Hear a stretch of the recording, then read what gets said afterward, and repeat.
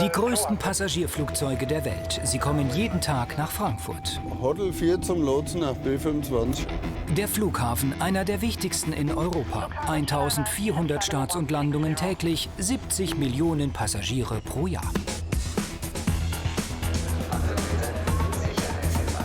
Für Sicherheit und einen perfekten Ablauf sorgen 81.000 Menschen. Der Flughafen ist Hessens größte Jobmaschine.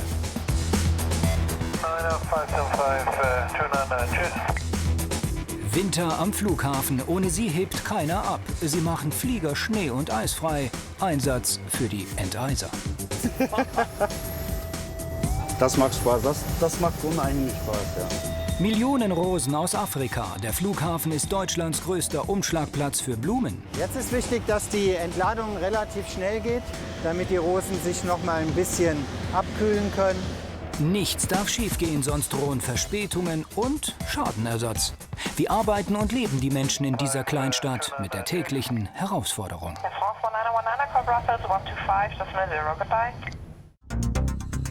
Deutschlands größter Flughafen schläft nie.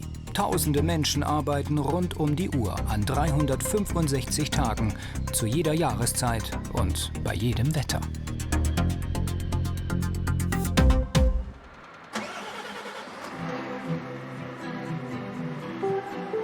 Bei Frost und Schneefall ist er einer der wichtigsten Männer am Flughafen.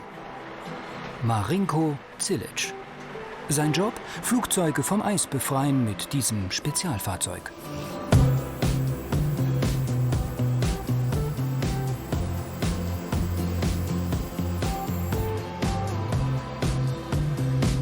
So, das ist mein Arbeitsplatz für heute. Und ich muss mich erstmal anmelden, damit ich überhaupt einen Auftrag bekomme. Das Wetter am Flughafen heute ungemütlich. Leichter Nebel bei -3 Grad. Die feuchte Luft gefriert. Im Wagen 8000 Liter Enteisungsmittel, klebt auch außen. So, manchmal ist das auch so ein bisschen dreckig, schmutzig, aber wenn man seinen Job liebt, dann kann man auch damit leben. So, bereit? 3 Uhr morgens ist Dienstbeginn. Marinko Cilic und seine Kollegen müssen jetzt 25 Flugzeuge enteisen, bis zum Ende des Nachtflugverbots. 2 Stunden bleiben ihnen dafür.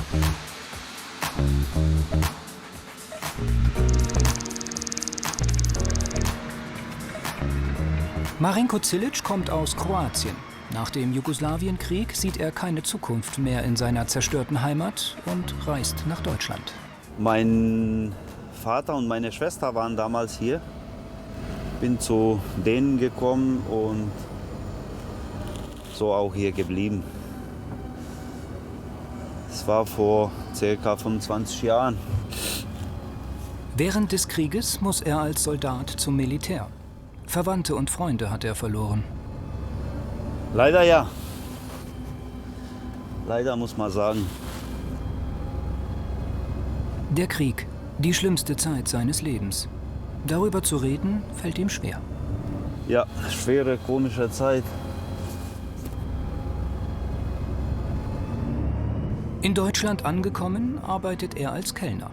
Dann repariert er Frachtcontainer am Flughafen und wechselt zu den Enteisern. So, da rechts auf Alpha 22 ist unsere Maschine und die werden wir jetzt enteisen. Seit gestern Abend steht der Flieger am Gate. Jetzt ist dünnes Eis auf den Tragflächen. Wenn wir enteisen, dann mache ich hier alles zu und gehe hoch und fahre dann aus der Arbeitskabine oben und enteise diese Maschine. Von Oktober bis Ende März haben Marinko Cilic und seine Kollegen Hochsaison. Piloten bestellen die Spezialisten. Fast 7000 Flugzeuge enteisen sie pro Jahr.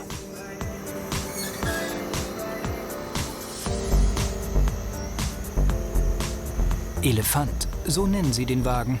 Eine Sonderanfertigung aus Dänemark, geeignet für jeden Flugzeugtyp. In der Kanzel hat der 51-Jährige alles in einer Hand. Elefant inklusive.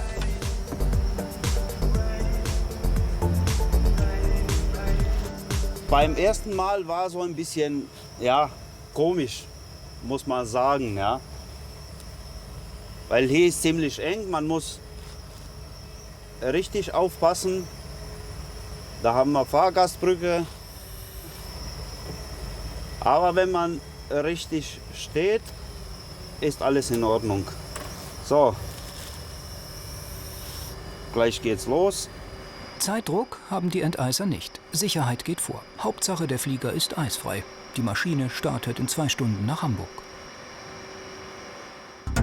20 Kilometer entfernt in Frankfurt-Seckbach ist der größte Blumenhandel im Rhein-Main-Gebiet. Der Blumen- und Zierpflanzengroßmarkt öffnet um 5 Uhr. Seit 57 Jahren kaufen hier Floristen, Landschaftsbauer, Gärtner und Dekorateure ihre Ware. 3000 Kunden kommen jede Woche. Sie sind sehr anspruchsvoll, was die Qualität der Blumen angeht, sagen die Händler. Im Winter werden die meisten Pflanzen per Luftfracht aus dem Ausland geliefert.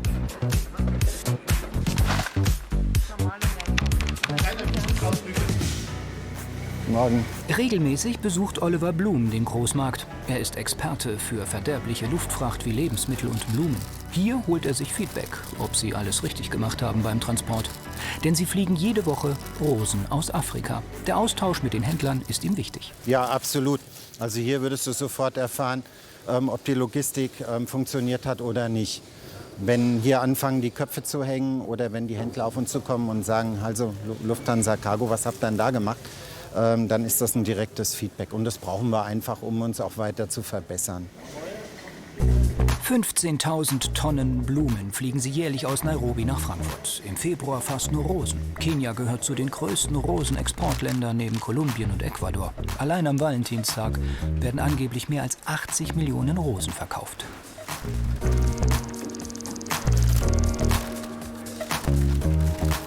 Oliver Blum liebt Blumen, schon als Jugendlicher. Ich habe nach dem Abitur eine Gärtnerlehre gemacht, weil wir zu Hause eine Handelsgärtnerei hatten und ich wollte immer zu Hause meine Eltern unterstützen. Nach Jahren der Lehre, und ich habe auch dann ein Jahr als Geselle gearbeitet, habe ich gedacht, naja, ich möchte noch mal was anderes in der Welt sehen und bin dann ins Catering, ins Airline-Catering gegangen. So habe ich im Airline-Catering angefangen, dort hatte ich mit Fliegen und Essen zu tun. Bin dann irgendwann zur Lufthansa gekommen über das Catering und habe dann bei der Lufthansa Cargo gesehen, da gibt es ein Spezialprodukt, das hat mit Frische zu tun. Das habe ich doch gelernt. Also war das für mich ganz klar, da muss ich rein, da möchte ich was machen, da möchte ich meine Erfahrungen einbringen. Oliver Blum hat hier früher auch verkauft. Er kennt viele Kollegen von damals, wie Joachim Dietz. Hi, servus. Geht's gut? Alles prima. Sehr schön. Ich wollte mal einen Blick auf die Rosen werfen. Alles afrikanische Rosen? In dem Block und das hier fast ausschließlich afrikanisch hier. Bisschen was anderes, aber es macht schon mittlerweile einen Großteil. Joachim Dietz ist seit 32 Jahren Großhändler. Am Flughafen hat er auch noch einen kleinen Blumenladen. Ob die Rosen richtig transportiert wurden, erkennt er sofort. Wissen Sie was? Ich habe mal einen Käfer gehabt. Ja, da kann ich Ihnen heute noch sagen, wo so ein Käfer rostet. Ja. Und so ist es beim Blumen auch. Sie entwickeln da einen Blick dafür. Ja, Sie wissen genau, Sie gucken in den Karton rein. Oh, das ist alles verrutscht, das ist verschoben. Oh, Sie gucken sich das Laub unten an, wo es ungeschützt ist. Wenn das vollkommen vertrocknet ist, stimmt irgendwas nicht. Erst dann gucken Sie genauer. Werden Rosen zu warm transportiert, lassen sie schneller die Köpfe hängen. Naja, es gibt natürlich nichts Schlimmeres als das ständige Auf und Ab. Ja, in den Temperaturkurven. Ja. Konstante Temperatur, ja, und wenn dann zaghafter Verlauf, Ja. das ist das Beste, was passieren kann. Nach der Ernte müssen Rosen 10 bis 14 Tage halten. So lauten die Verträge mit den Züchtern, Spediteuren und Luftfrachtgesellschaften. Wer nicht aufpasst, muss den Schaden zahlen. In Deutschland sterben die Blumenläden. Die Kunden kaufen ihre Rosen lieber im Supermarkt. Nicht immer die allerbeste Ware, aber günstig. Floristen können oft nur noch mit Qualität punkten. Der Wettbewerb, wie in allen Bereichen des täglichen Lebens, ist natürlich wesentlich härter geworden. Die Ansprüche auf Logistik, Kühlketten wird immer größer. Der Zeitdruck wird immer größer. Den Druck, der geht natürlich auch an uns weiter. Und wichtig ist halt, dass die verschiedenen Teilnehmer der Ketten zusammenarbeiten. Und hier reden wir jetzt von Blumen und Pflanzen, aber wir transportieren ja auch Lebensmittel. Und gerade Lebensmittel müssen ja auch sehr frisch transportiert werden. Oliver Blum ist zufrieden, keine Beschwerden heute. Er muss zurück zum Flughafen. Gleich landet der nächste Flieger, voll mit Rosen. Am Flughafen sorgt immer noch gefrierender Nebel für viel Arbeit.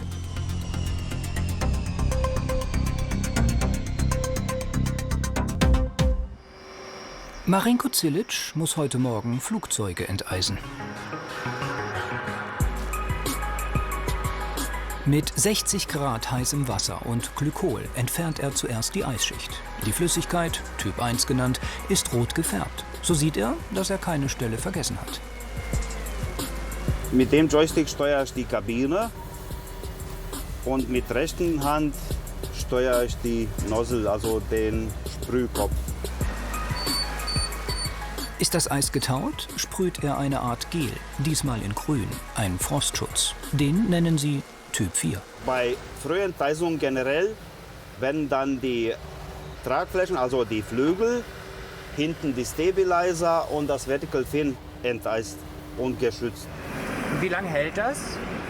Je nach Wetterlage kann das bis zu 12 Stunden halten.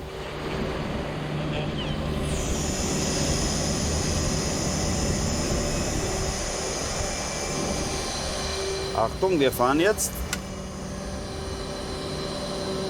Jetzt müssen wir wieder rausfahren und machen dann die Flächen hinten. Flugzeuge müssen enteist werden, aus Sicherheitsgründen. Eis und Schnee erhöhen das Gewicht der Maschine und beeinflussen die Aerodynamik.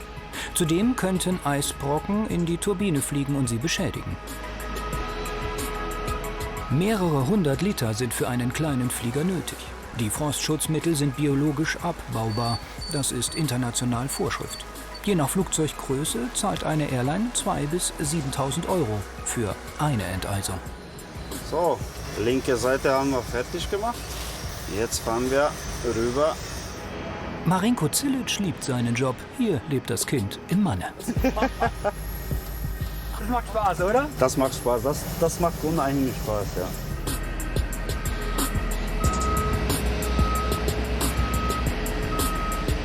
Was sagen deine Kinder, dass du diesen Job machst? Wie finden die das? Geil, weil die sind auch mit mir hochgefahren und die finden das geil. Weil das ist ein unheimlich schönes Gefühl. Einmal Typ 1 sauber machen und dann Typ 4, um die Fläche zu schützen. 4 Millionen Liter verbrauchen die Frankfurter Enteiser pro Jahr. Bei einem richtig kalten Winter. Flugzeuge kennt Marinko Cilic natürlich auch von innen. Ja, geflogen schon, aber das darf nicht so lange dauern. Warum?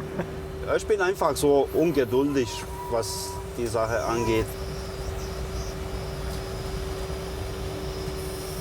1 Stunde, 2 Stunden bis 3 Stunden geht, aber alles drüber ist mir zu viel. Enteisen kann Marinko Cilic auch aus 14 Metern Höhe. Reine Nervensache, sagt er. Hängen geblieben ist er an einem Flugzeug noch nicht. Solche Fühler schützen sie vor Unfällen. Berühren sie Rumpf oder Tragfläche, stoppt eine Automatik jede Funktion am Wagen. Kurz nacharbeiten, wenn irgendwo ein bisschen fehlt. Und jetzt sind wir eigentlich mit dem Flieger fertig. Für kleine Flugzeuge am Gate reicht ein Enteiser. Anders dagegen bei diesem Giganten. Den da hinten habe ich auch enteist, ja genau. Das ist mal was anderes. Ja. Schon von unten sieht der Flieger groß aus, aber erst wenn man hochkommt, also mit der Kabine, da sieht man, das ist ein Prachtstück, muss man sagen. 80 Meter lang, 80 Meter breit. Da müssen sie schon mit 6 Elefanten ran. Hier sind wir fertig. Jetzt warten wir einfach auf unseren nächsten Auftrag. Ist der Flieger weg, kommt die Kehrmaschine. Die Reste vom Frostschutzmittel werden entsorgt. in der Kläranlage.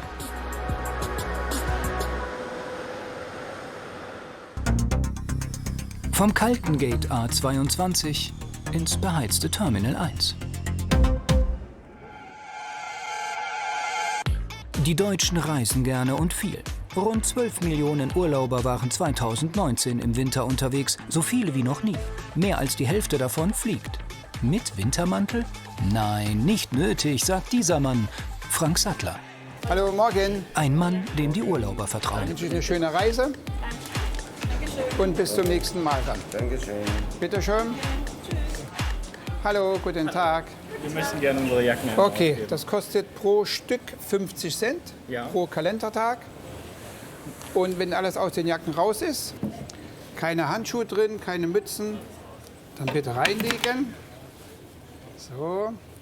Und dann die Kiste nehmen bitte und hinten aufs Band legen, damit wir sie kontrollieren können, ob nichts drin weiter ist. Der 58-Jährige arbeitet im Service Point, Terminal 1, Halle C. Hier können Urlauber ihre schweren Wintermäntel abgeben. Wichtig ist bei der Kleiderannahme, dass die Sachen auch alle durchleuchtet werden, wie die Koffer auch.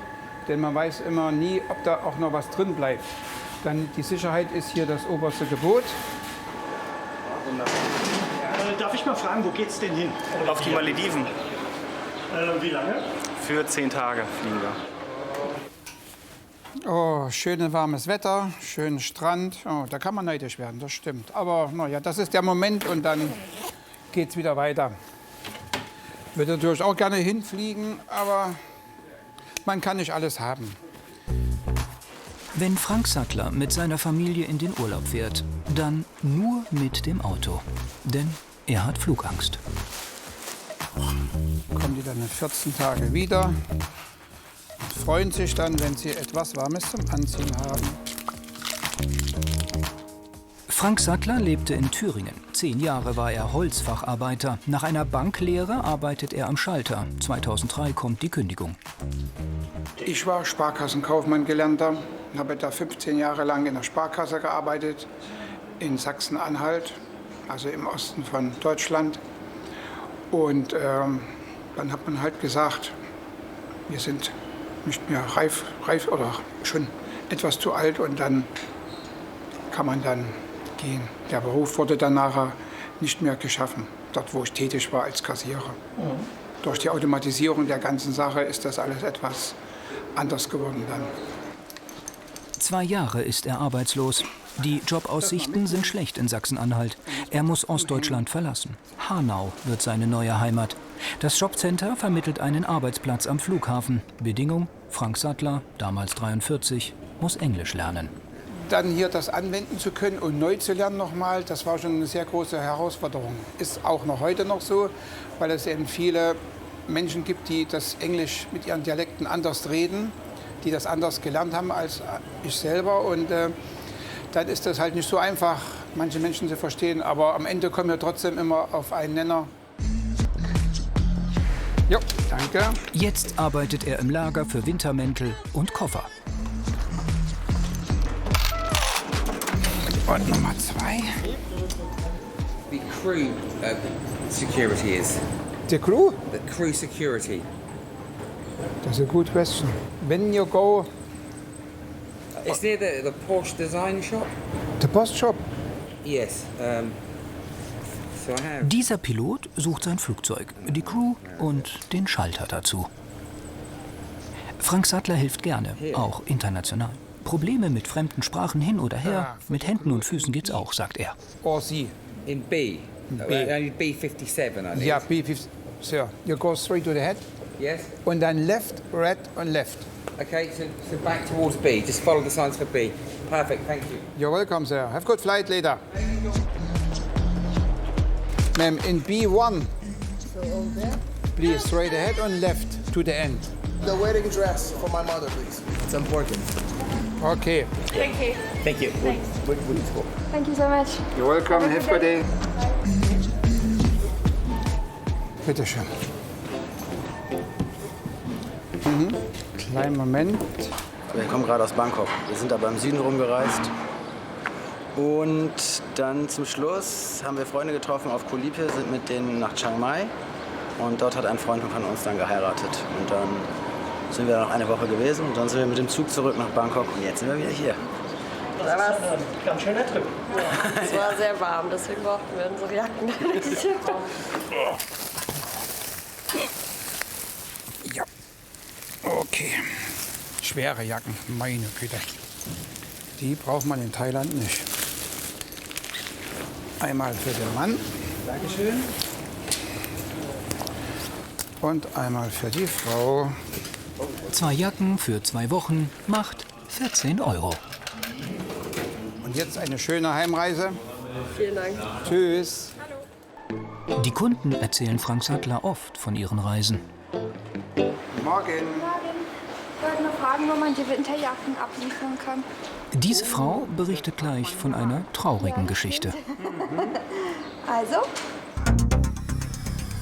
Zurück zu den Enteisern im Osten.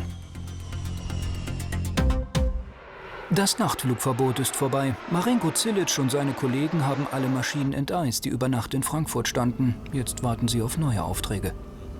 So, hier sehen wir weitere Fahrzeuge, die im Einsatz sind. Die Fahrzeuge müssen besetzt sein und die warten einfach auf die Aufträge. Ja. Wenn ein Auftrag reinkommt, dann fahren die raus. Air Canada 873, trucks are assigned. Please contact now Iceman. Frequency 121, decimal 585. 121, 585, okay, thanks. Die Einsatzzentrale der Enteiser. Ich habe jetzt die Pilotin auf die Frequenz des Icemans verwiesen. Dort wird dann die Enteisung, quasi der Ice-Check abgesprochen.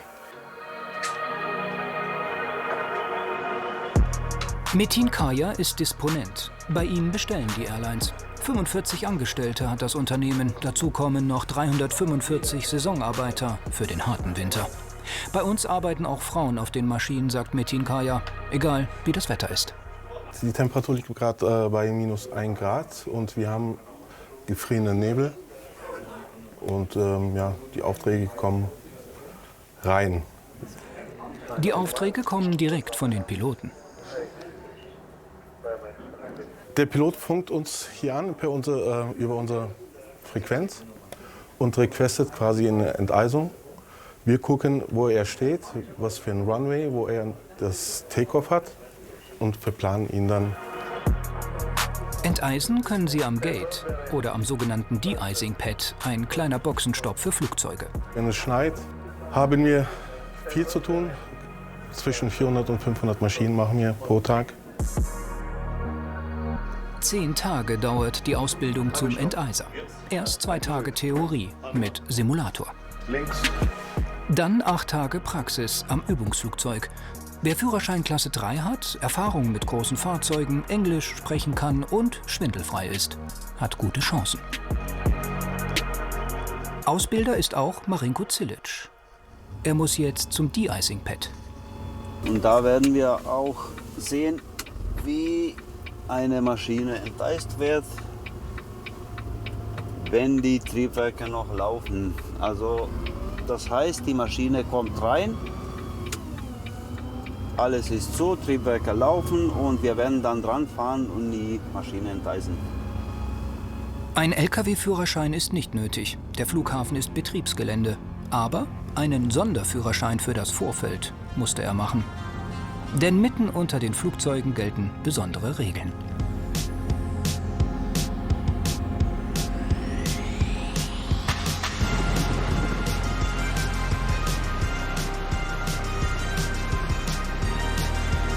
Geschleppte Flugzeuge haben Triebwerke aus.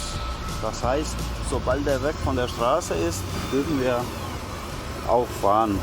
Sonst gilt Abstand halten, damit sein Elefant nicht weggeblasen wird vom Abgasstrahl der Turbinen.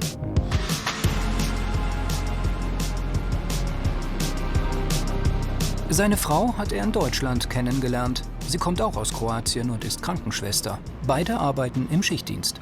Schichtdienst sehen wir uns manchmal ein paar Tage so gut wie gar nicht.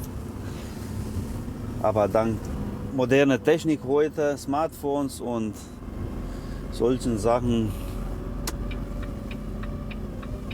macht man das auch telefonisch zumindest.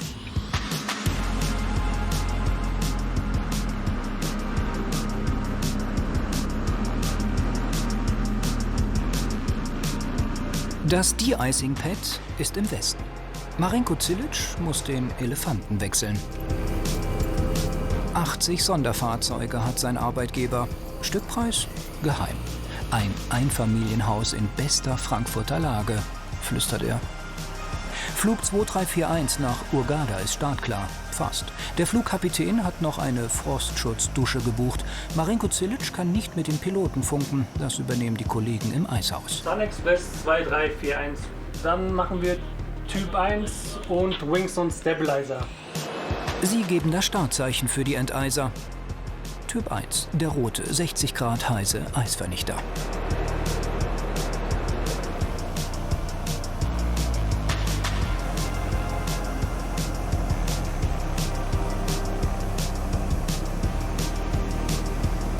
Im Sommer kümmern sich die Mitarbeiter um den Fuhrpark und werden geschult und schulen selbst. Kollegen von anderen Flughäfen, auch im Ausland.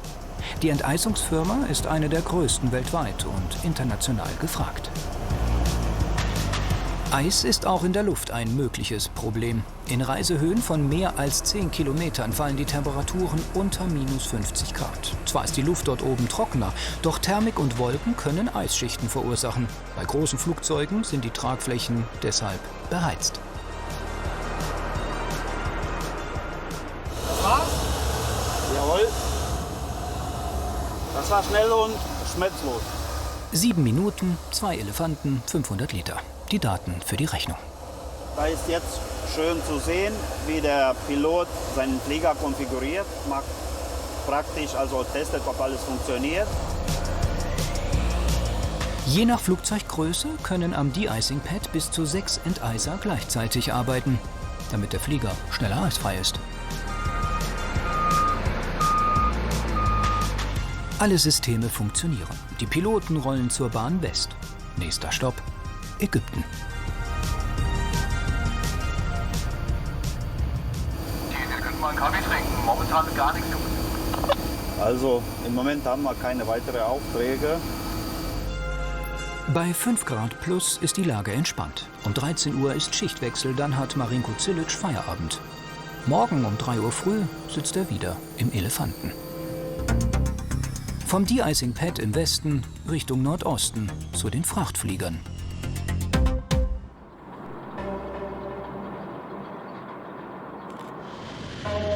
Frankfurt ist Europas größter Frachtflughafen. Pro Jahr werden hier mehr als 2 Millionen Tonnen Waren transportiert. Das entspricht 50.000 Lastwagen. Oliver Blum wartet auf einen Flieger voll mit Millionen Rosen aus Nairobi. Das ist heute ein sogenannter Sonderfrachter, den wir abfertigen. Wir haben heute ca. 60 Tonnen Blumen an Bord, die sofort dann weitergeleitet werden. Ansonsten normales Geschäft ex-Nairobi. Wir haben zwischen 2 bis 4 Ankünften in der Woche, wo wir uns dann auch hier darum kümmern, dass die Abfertigung recht smooth durchläuft. Da kommt die Maschine. Typ McDonnell Douglas, eine MD-11. Das ist schon einmalig. Du erkennst sie halt sofort durch das Triebwerk hinten noch auf der Heckflosse drauf. Weltweit fliegen nur noch wenige dieser Maschinen. Unter Piloten beliebt, weil zuverlässig. Um 2 Uhr deutscher Zeit ist die Maschine in Kenia gestartet. Also 8 Stunden Flugzeit, Temperaturunterschiede Nairobi 16 bis 18 Grad. Hier in Frankfurt normalerweise Anfang Februar um die 2 Grad. Extreme Temperaturunterschiede, Nachtflug, herausfordernd. 200 Mal pro Jahr transportieren sie Rosen. In Kenia existieren 170 Rosenfarmen mit 90.000 Mitarbeitern. Das warme Klima das ganze Jahr über ist ideal für die Pflanzen. In Europa würde Rosenzucht nur mit Treibhäusern funktionieren. Zu teuer. 9 MD-11 hat die Luftfrachtgesellschaft noch im Dienst. Sie werden jetzt ausgetauscht gegen modernere Maschinen. Wartungskosten und Spritverbrauch sind für die 20 Jahre alten Flieger nicht mehr zeitgemäß. Also mit der MD-11 verbinde ich einfach Afrika. Das war mein erster Flieger, Frachtflugzeug, mit dem ich auch nach Nairobi mitgeflogen bin. Und daran gebunden sind so schöne Erinnerungen, inklusive der Besuche der verschiedenen Produzenten, der Farmen vor Ort. Das verbinde ich mit diesem Flieger. 94 Tonnen passen in den Flieger. Heute sind es 60. Rosen sind leicht, brauchen aber Platz. Der Flieger ist voll. Jetzt ist wichtig, dass die Entladung relativ schnell geht. Wir haben jetzt Rosen zwischen 2 bis 8 Grad optimal vom Transport her. Bedeutet sehr schnell ausladen, rüber in das PC11, in das Perishable Center, dort wo wir unsere Kühlkammern haben und dort wieder eingelagert werden. Bei 2 bis 8 Grad fühlen sich Rosen wohl. Alles, was drüber ist, beschleunigt den Verwelkungsprozess. Das gibt Ärger mit dem Blumenhandel. Pilot und Pilotin haben Feierabend. Oliver Blum kontrolliert bei jeder Palette die Temperatur. Ausgerechnet heute spielt das Wetter verrückt. Das Außenthermometer soll auf 15 Grad steigen.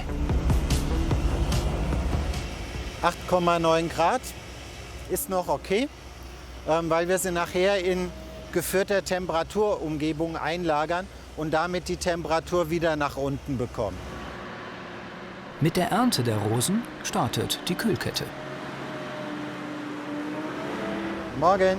Züchter, Spediteure und Luftfrachtgesellschaft müssen vertrauensvoll zusammenarbeiten. Man muss sich das so vorstellen, wir sind in Nairobi losgeflogen bei 18 Grad. In dem Moment, wo die Ladetür aufgeht, strömt natürlich die Außenluft in Nairobi rein. 18 Grad. Wenn wir dann geladen haben und schließen, dann können wir die Turbinen anmachen. Und dann dauert es so ungefähr 3-4 Stunden, bis wir dann tatsächlich den maximalen Kühlpunkt von 4 Grad erreicht haben. Nach 2 Paletten ist plötzlich Schluss mit dem Entladen. Gewichte müssen vorne in den Flieger. Das Triebwerk hinten ist zu schwer. Das sind Ballastcontainer. Die werden jetzt eingeladen, damit die Maschine ihr Gleichgewicht, die Balance behält, damit sie sich nicht auf den Hintern setzt. So ein Container zwischen 2,5 bis 3 Tonnen, der die Maschine dann nach vorne hält. Und dann kann der Hauptfrachtraum entladen werden, wenn die gestort sind. Nach 20 Minuten geht's weiter. Jetzt können alle Paletten raus und ins Kühlhaus.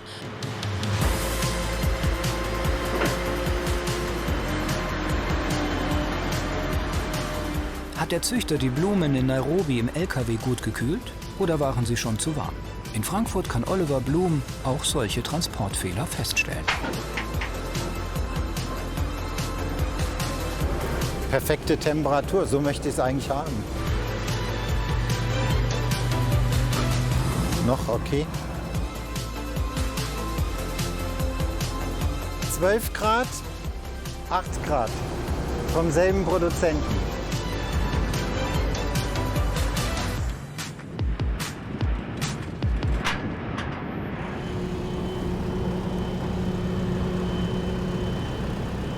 Ja, 11 Grad ist zu warm. Jetzt müssen wir den Kunden informieren und müssen fragen, ob wir hier in Frankfurt was machen können. Auf dieser Palette sind vermutlich die meisten Rosen zu warm. Und da haben wir einen Vakuumcooler, der zieht also die Luft raus, die warme Luft, und füllt die mit neuer, frischer und kühler Luft wieder rein. Die Paletten mit den höchsten Temperaturen kommen zuerst ins Kühlhaus. Die Rosen müssen noch weiter, nach England, Frankreich und Japan. Hat die erhöhte Temperatur den Blumen geschadet? Hoffentlich nicht, sagt Oliver Blum.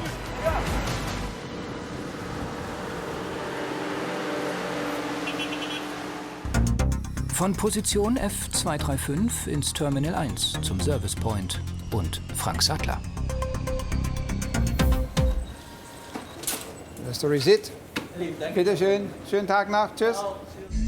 3 Abgabestellen für Wintermäntel hat der Flughafen. Einmal im Terminal 2 und zweimal im Terminal 1. In Halle C arbeitet Frank Sattler. Die meisten Jacken bleiben 2 bis 3 Wochen. Es gibt auch Ausnahmen. Hier haben wir ja noch Jacken. Die hängen schon seit über einem Monat hängen die schon hier. Die kosten jetzt mittlerweile schon über 60 €. Was passiert mit Jacken, die nicht abgeholt werden? Dann kommen die ins Lager bei uns und dann werden die zur Versteigerung freigegeben mit. Kommt eine Firma, die das dann versteigert, die Kleidungsstücke. Aber erst nach 125 Tagen im Service Point. Gerne würde Frank Sattler mehr von der Welt sehen, doch das kann er noch nicht. Man wird schon ein bisschen wehmütig. Der Spaß ist ja, ich bin ja noch nie geflogen. Das ist das Problem. Warum? Ja, weil ich etwas Bammel habe vom Fliegen, warum auch immer. Und ja, deswegen habe ich noch nicht die Zeit gefunden. Aber ich hoffe noch, dass ich das einmal noch schaffen werde, zu fliegen mit dem Flugzeug. Er besucht ein Seminar gegen Flugangst. Von Deutschland hat er jetzt genug gesehen. Wenn, dann fahre ich dann meistens an die Nordsee, Ostsee oder auch in die Lüneburger Heide. Das haben wir oder in die Berge, das haben wir auch schon gemacht. Aber immer quasi mit dem Auto. Weil es dann etwas entspannter ist und beruhigender für mich dann. Ja. Sein größter Traum, die Flugangst überwinden und fliegen. Aber nur Kurzstrecke. Südfrankreich reicht für den Anfang, sagt er. Morgen. Ich wollte nur fragen, wo man die Winterjacken abliefern kann. Oh, das darf man hier machen. Ja, das stimmt. Also?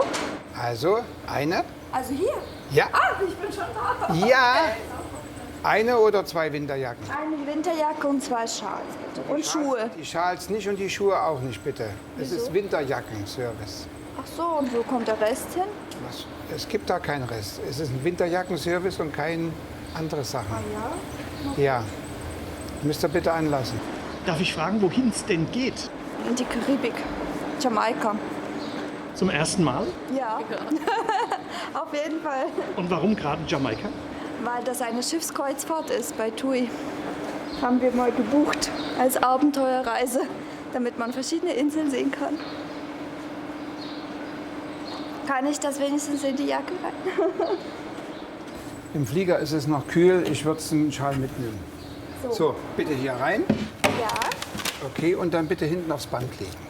Die Kiste. Selbstverständlich. Die junge Frau wollte letzte Woche heiraten. Der Bräutigam hat sie sitzen lassen.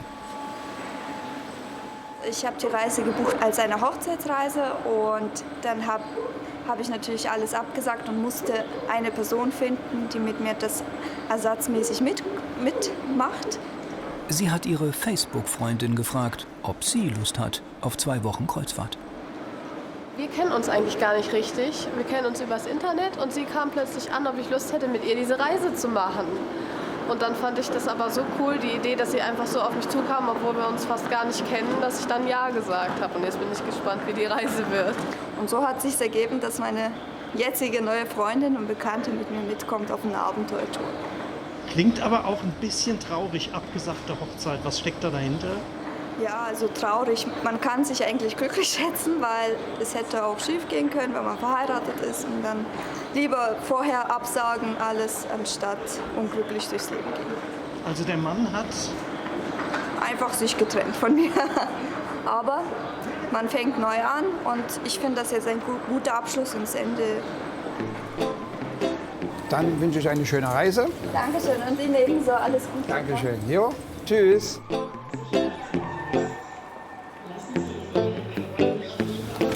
Das ist schon eine verdammt traurige Geschichte, wenn man das so hört, dass er eine Woche vorher abgesprungen ist, der Ehemann. Jo. Können Sie sich vorstellen, mit jemand Fremdes in Urlaub zu fahren? Nee, um Gottes Willen. Das wäre ja, ob das Mann oder Frau ist, das wär mir nichts. Da hätte ich da keinen ruhigen Schlaf damit. Man weiß nie, was man kriegt, aber man weiß, was man hat. Das ist meine Devise immer. Ja? Nee, mit was Fremdem, um Gottes Willen. Das würde ich nicht machen. Frank Sattler kümmert sich lieber um die Mäntel seiner Urlauber. Irgendwann wird er vielleicht auch mal fliegen. Vom Terminal 1 zur größten Kühlkammer Hessens.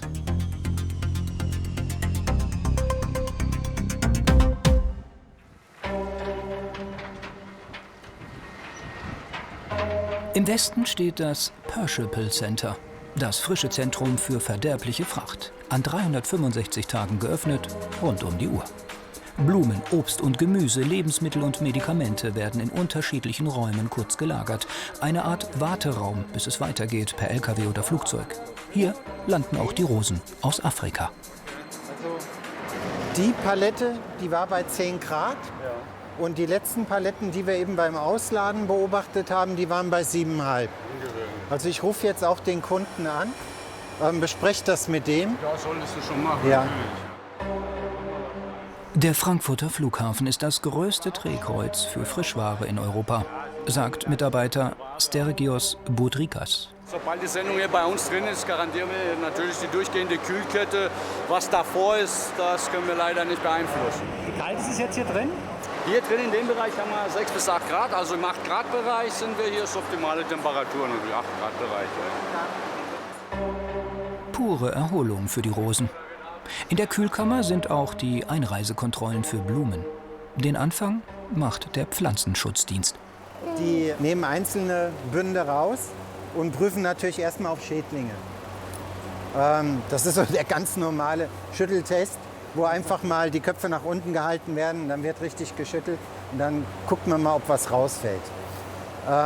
Und dann kann es schon sein, dass auch mal Proben genommen werden, die im Labor dann untersucht werden auf Rückstände von Pestiziden.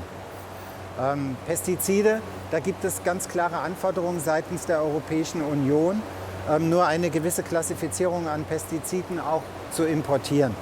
Und sollten da Rückstände festgestellt werden, die nicht zugelassen werden, bleibt die komplette Charge stehen. Krabbelt nichts aus den Rosen, kann der Zoll kommen. Mit Stempel in den Frachtpapieren geht die Reise dann weiter. Da kommt die nächste, ja. Die nächste Palette, ja. Okay. Schau mal, im Kern wird es kühler. Ne? Im Kern ist es sogar besser. Das ist dieser Kühlakku-Effekt. Die meisten Paletten verlassen Frankfurt wieder. 3 Lastwagen fahren heute noch nach England, einer nach Frankreich, 2 nach Holland. Und eine Palette fliegt später weiter nach Japan. Die werden jetzt nach England verfahren. Und England, umso früher man hier abfährt, umso eher hat man auch die Chance, über den Calais-Tunnel direkt auf den Zug zu kommen und rechtzeitig beim Kunden zu sein. Mehr als 10 Millionen Rosen werden pro Woche von Frankfurt aus in Europa und Deutschland verteilt.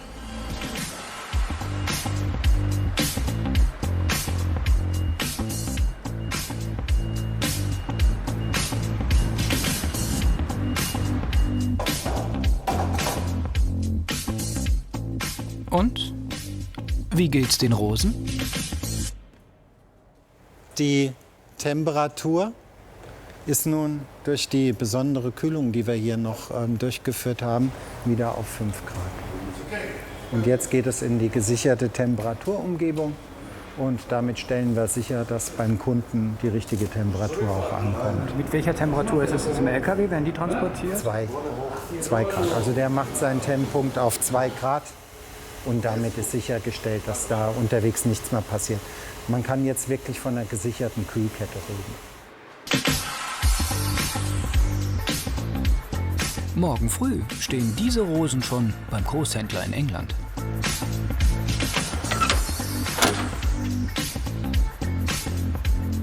Und gute Fahrt, ne?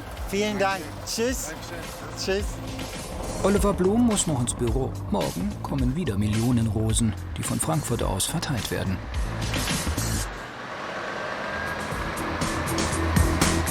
Und in der nächsten Folge: Sturm am Flughafen. Windböen bis 100 km/h bringen den Flugplan durcheinander. Ja, der Wind ist tatsächlich jetzt so stark, dass die Klötze schon wegfliegen. Follow-Me-Mann Mario Hahn sorgt für Sicherheit. Bei so einem extremen Wind kann dann halt schon einiges schiefgehen. Und Inspektion für die Fallplatttafel, das Wahrzeichen am Frankfurter Flughafen. Wir haben den Übeltäter gefunden, Amsterdam. Das wollen wir natürlich nicht. Mittendrin, Flughafen Frankfurt. Nächsten Mittwoch um 21 Uhr.